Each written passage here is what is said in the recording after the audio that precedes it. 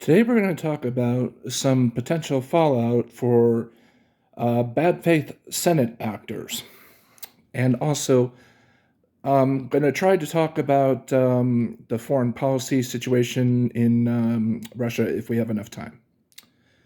So, unless you've been living under a rock, evidently there is another Biden book coming. No, excuse me. I shouldn't use the word another. The first Biden book of his presidency is coming out, and it's coming out in May, and it's going to reflect on basically the tone will be basically on how policy will not pass.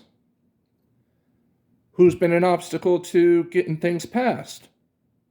It turns out it's been Kyrsten Sinema.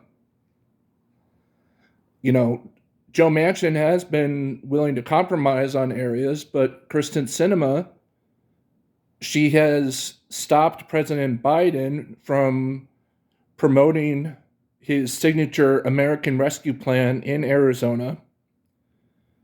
She is combative with his staff and doesn't understand how masks, because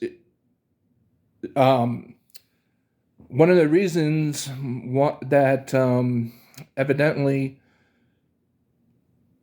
they would try to plan meetings with her, and she would take off to go do fundraisers or try to do strategy sessions on legislation, and she would be extremely combative because the White House policy was to wear masks because Biden is in an extremely vulnerable category to COVID, and she thinks because she's boosted, that's just the only requirement, or I shouldn't say just boosted, but vaccinated as well.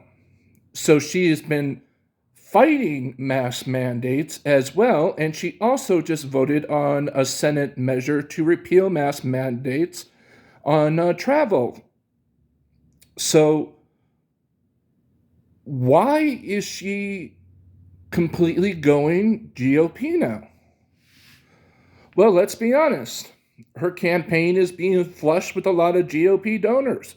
Her small-time donors for Democrats have almost completely disappeared. She could very well get, elected by Republicans at this point. No Democrats are planning to support her. Big-time Democratic names are pulling funding because of her obstructionism. So she has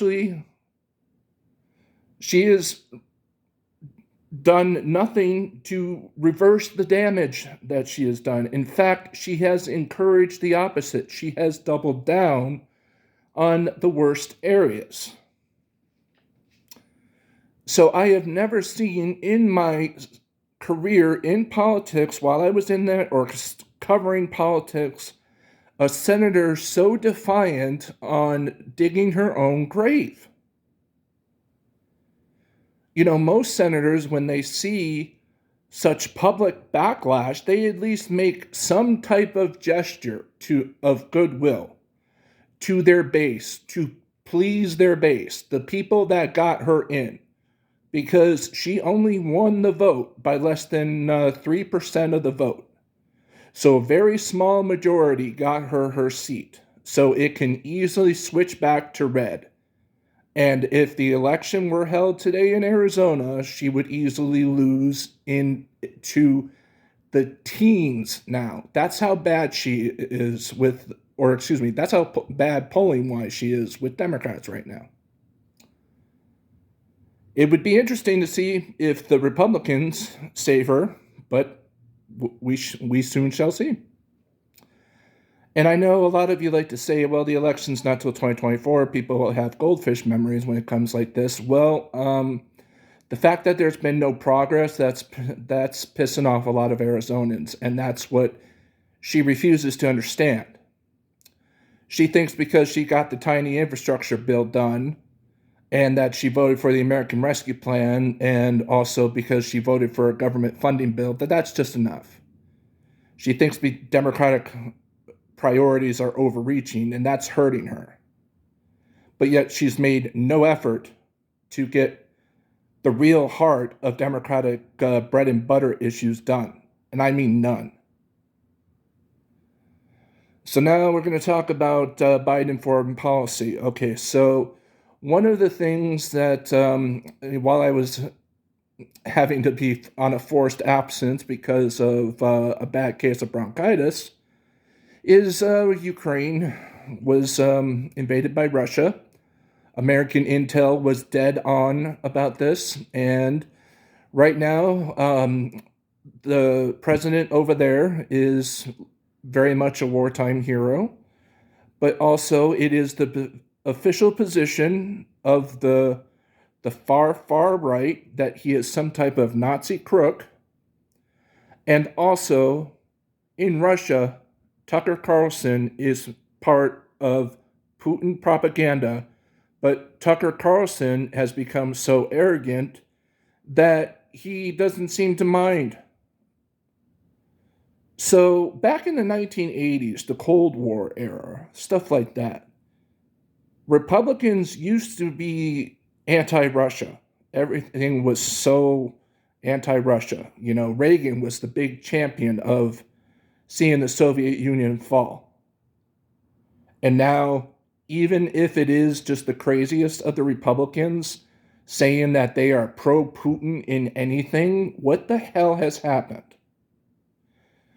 Granted, this is not all Republicans. It's just the Marjorie Taylor Greens, the Lauren Boeberts, the Tucker Carlson, who has the #1 cable news show, which is ridiculous. So what the hell is happening on the GOP side, So, there are still the Mitt Romneys, the Liz Cheneys that are still the representation of the old GOP way of politics. And also the fact that the NATO alliances with sanctions has decimated the Russian economy so much that they can't even open their stock market. That is a very troubling sign when the stock market has become permanently closed in Russia. So, but we don't know what direction it's going. There has been rumors of food shortages. There has been rumors of frustrations with the Kremlin because of the amount of time and the absolute willpower to resist this fight from the Ukrainians, which has been absolutely incredible. But also, the warmongering that has been going on from the right is the request to create a no-fly zone, which Zelensky supports. But if we create a no-fly zone, this is what happens. Okay, I'm going to reference the Soviet Union Afghanistan situation in the 1980s. Okay, it was not policy that we couldn't go create a no-fly zone there with our own planes. We gave what turned out to be the Taliban and weapons to fight the Soviet Union over there, and it came from also other sources. But if we created no-fly zones and sent our planes to shoot down their own planes over there, it could have easily created a complete nuclear war. This can easily turn into such a new Cold War not even a Cold War, but a Cuban Missile Crisis situation. I keep trying to warn people of that, but nobody wants to listen. Do we really need to create World War III over a no-fly zone?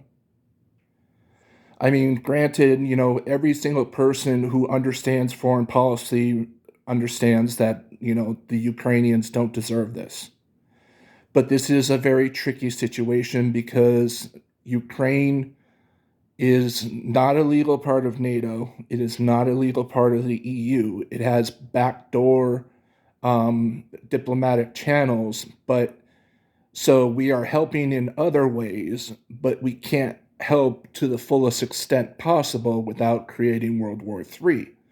So it is a matter of time before Russia is completely bankrupt, and that's the war we have chosen to fight.